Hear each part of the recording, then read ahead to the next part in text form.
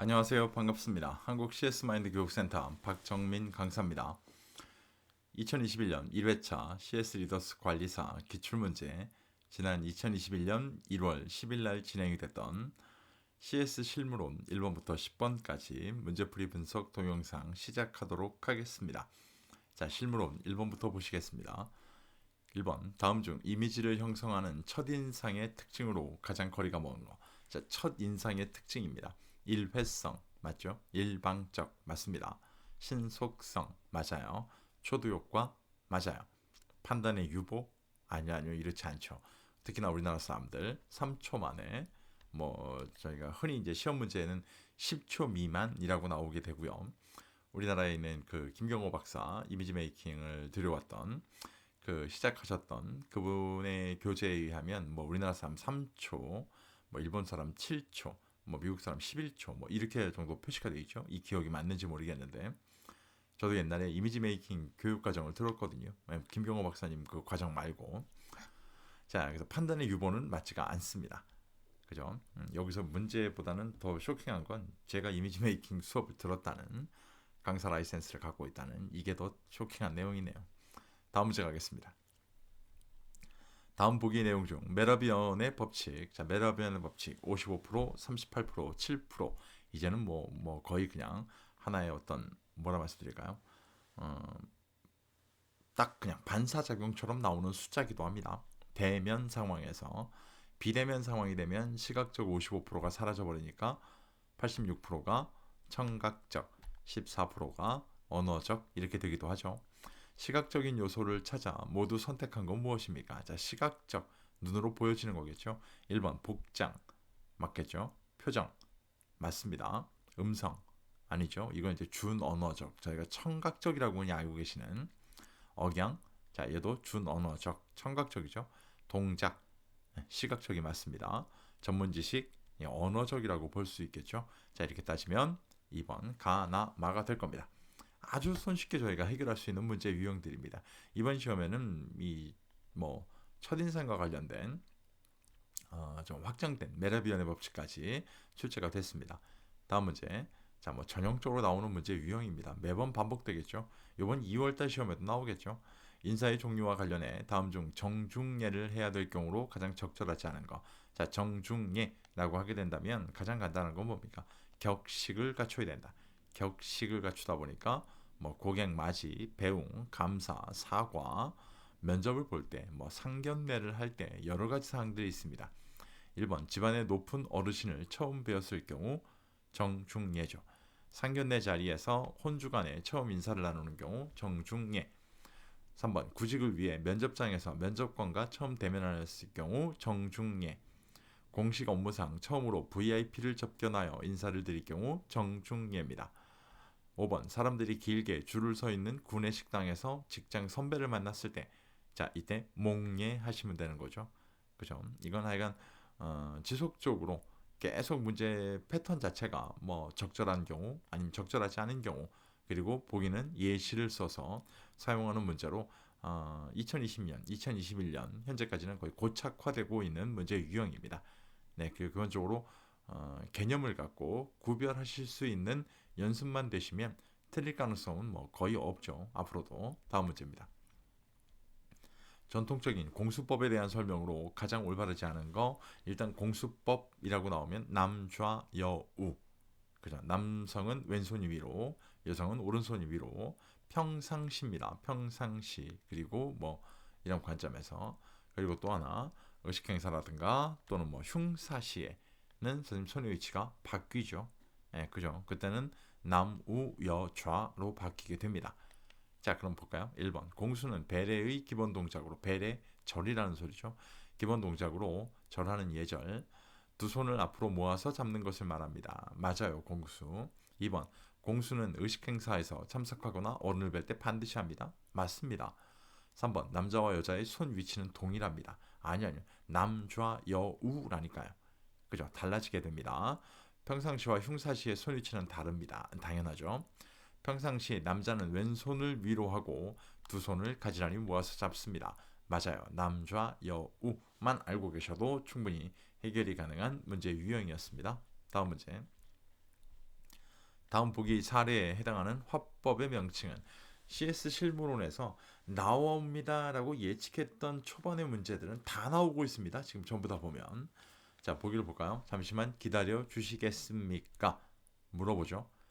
그럼 말씀해 주시겠습니까? 물어봅니다. 2층으로 올라가 주시겠습니까? 물어보죠. 그죠? 자, 이렇게 나오는 거 흔히 저희가 의뢰형, 질문형으로 표시해야 됩니다. 나오는 거 무슨 화법? 흔히 저희가 레이어드 화법이라고 부르고 있는 표현입니다. 이해가시겠죠? 의뢰라든가 질문형으로 바꿔야 됩니다. 흔히 콜센터에 근무하시는 텔레마케터 분들이 꼭 기본적으로 활용하셔야 되는 화법 중에 대표적인 것도 레이어드 화법입니다.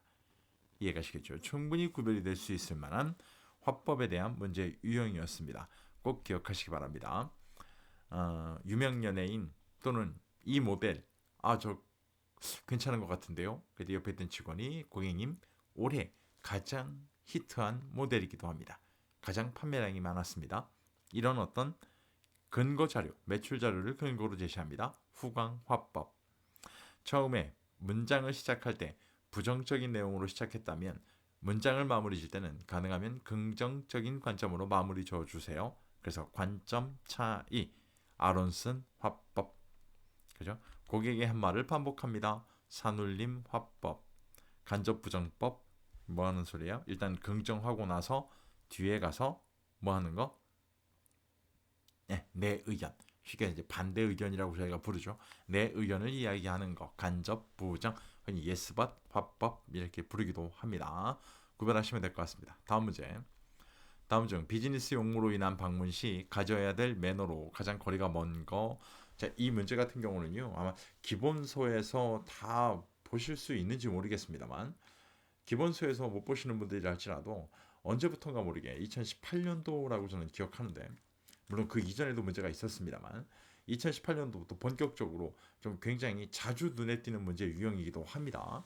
그런데 아직까지 놀라운 건 오답이 지속적으로 비슷한 내용의 오답만 나오고 있다는 건 저희한테는 아직까지는 좀 뭐랄까요?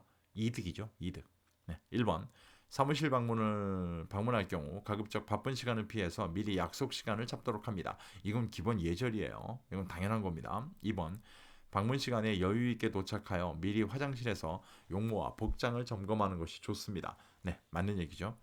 3번 응접실을 안내받아서 대기하던 중 상대방이 들어올 경우 바로 일어나서 인사를 건네도록 합니다. 이건 뭐 누구나 다 알고 있을 만한 내용입니다. 4번 면담 시 대화가 진행되는 중이라 하더라도 팔을 들어 착용 중인 손목시계를 확인하는 것이 크게 예의에 어긋나지 않는다. 아니요. 이렇게 하시는 제스처, 이렇게 하는 액션 자체가 나는 시간이 없는데, 나는 지금 굉장히 촉박한데, 빨리 이 대화를 끝내야 되는데 이런 의미를 갖고 있다는 표현이죠. 이렇기 때문에 4번은 예의에 어긋납니다. 그래서 하지 않으시는 게 좋은 표현이죠. 아이 컨택을 하고 대화를 하는 게 원칙이니까요. 5번 설사 방문의 목적이 달성되지 않았다 하더라도 실망하는 내색을 보이지 않고 정중히 인사를 나누는 것이 예의입니다. 맞죠. 맞음에도 불구하고 솔직히 말해서 개인적으로 보면 조금은 속상하죠.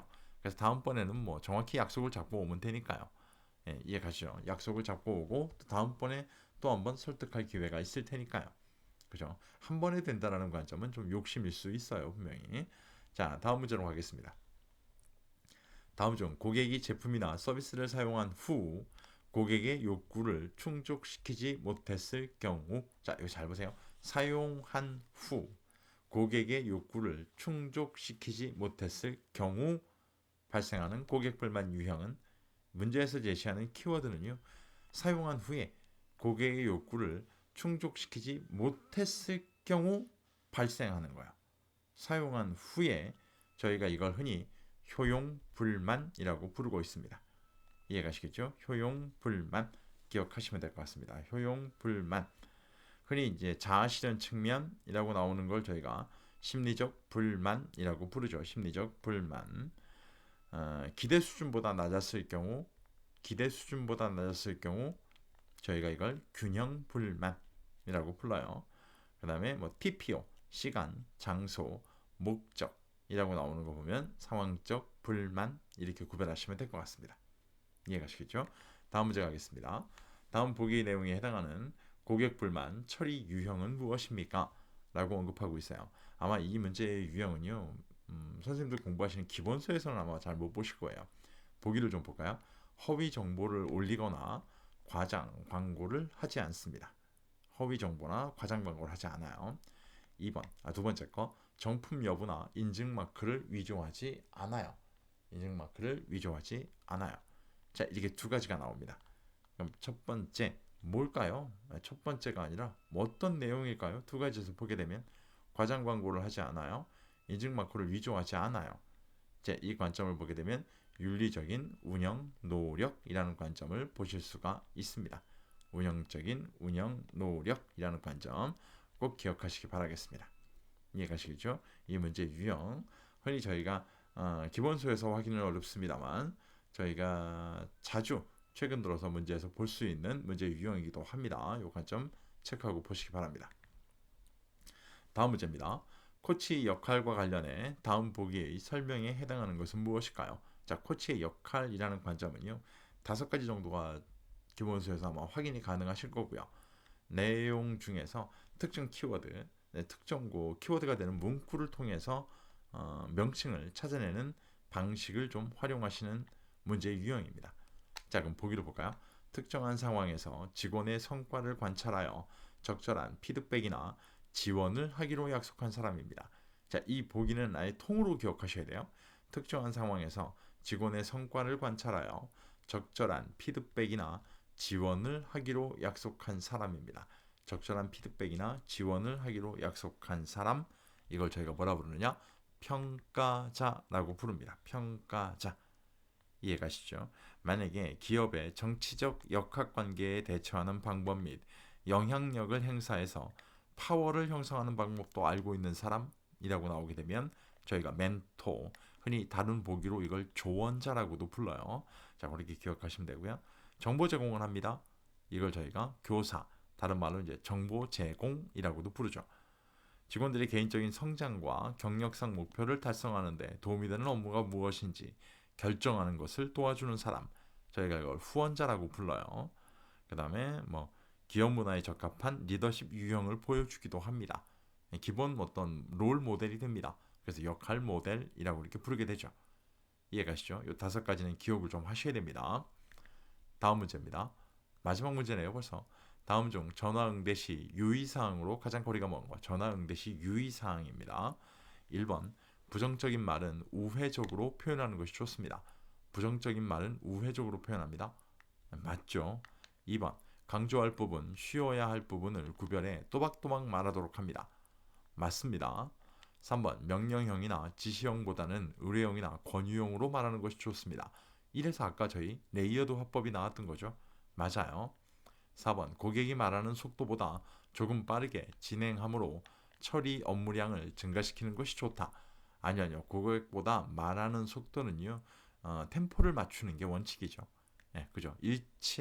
일치감을 좀 만들기 위해서 고객보다 빨리 말하는 것보다는 조금 고객이 말하는 속도에 맞춰갑니다. 라는 관점이 맞는 표현일 거예요. 5번, 음량을 조절하여 고객의 목소리보다 조금 낮은 목소리로 통화하는 것이 좋습니다. 꼭 기억하세요, 이거. 네. 할머니, 할아버지랑 얘기할 때는 톤을 높이는데요. 아무리 톤을 높여도 할머니, 할아버님보다 목소리를 크게 하진 않으실 겁니다. 이해가시겠죠? 자, 이렇게 풀어보게 되면 실무론 1번부터 10번까지 풀어봤는데요. 굉장히 수월하게 풀 수 있는 문제 유형이었습니다. 이번 1월 달에 봤던 2021년 1회차 문제가 공통사항을 갖고 있는 것 중에 한 가지기도 하죠. 개론, 전략론, 실무론이 1번부터 10번까지의 문제는 굉장히 수월하게 풀 수 있는 문제 유형들로 배치가 되어 있었습니다. 한번 확인해 보시면 좋을 것 같고요. 이 영상만으로 나는 충분히 문제풀이에 대한 이해가 가능하다 라고 생각하신다면 저희도 감사한 일입니다. 하지만 이것 이외에 난 추가 자료라든가 추가 정보가 더 필요하다 라고 하시는 분들을 위해서 저희 꼭 홍보하겠습니다. 오른쪽에 있는 그림 2가지 사진 파일 위에 거를 보시면 저희 네이버 센터가 운영하는 네이버 카페 메인 화면입니다. 선생님들 포털 사이트, 검색 사이트, 구글이 됐던 네이버가 됐던 다음이 됐던 간에 검색해 보시면 박정민 강사를 검색하시면 돼요. 그럼 웬만하면 제 글들이 다 나올 거고요. 그중에 네이버 카페 글을 오시게 되면 가입을 하시게 되면 왼쪽에 보시는 저런 문제 분석 솔루션들을 다 보실 수가 있습니다. 다양한 형태로 구별되어 있고 분석되어 있는 자료들이기 때문에 시험을 준비하시는 데 있어서는 아마 현존하는 가장 압도적인 솔루션일 겁니다. 그 이유는 뭐냐면 시중에 있는 어떤 문제집보다도 다르게 저희는 문제풀이의 방법론을 제시해 드립니다. 이렇기 때문에 방법론만 보시고 학습이 될 수 있다면 문제가 어떻게 파생이 되더라도 충분히 대응이 가능하십니다. 이렇기 때문에 압도적이라고 감히 말씀드릴 수 있는 겁니다. 좀 안타까운 건 유료화되어 있습니다. 이 부분을 양해를 부탁드리고요. 현재 출판사를 통해서 출판된 문제집도 온라인, 오프라인 서점에서 구매가 가능하시겠습니다만 온라인에서만 볼 수 있는 이북의 형태로 오른쪽 아래에 보시는 세 가지의 문제집, 기출문제 분석 문제집 이게 올해 초반 1월 달에 출판이 된 것들이고요. 이북의 형태 PDF로 되어 있어요. 이래가지고 온라인 서점에서도 다 확인이 가능하실 겁니다. 네, 실제로 판매가 되고 있는 문제집보다 저렴한 가격에 저희가 공개를 해놨기 때문에 활용해 보시면 좋을 것 같고요. 세 가지 중에 한 가지만 선택하시더라도 나머지 두 가지가 다 확인하실 수 있습니다. 추가적으로 카페를 통해서 이렇기 때문에 아마 시험을 준비하시는 분한테는요. 단 한 번 시험 접수에 한 번에 시험 합격할 수 있는 아마 최고의 솔루션으로 추천해 드릴 수 있을 만한 내용들입니다. 한번 활용해 보시면 좋을 것 같고요. 오늘 보신 영상이 시험을 준비하는데 나는 충분히 도움이 되겠다 라고 생각하시면 구독과 좋아요 체크도 꼭 좀 부탁드리도록 하겠습니다. 다음번 영상은 CS 실무론 11번부터 20번까지 문제풀이 분석 동영상으로 다시 한번 찾아뵙도록 하겠습니다. 긴 시간 고생 많으셨습니다. 고맙습니다.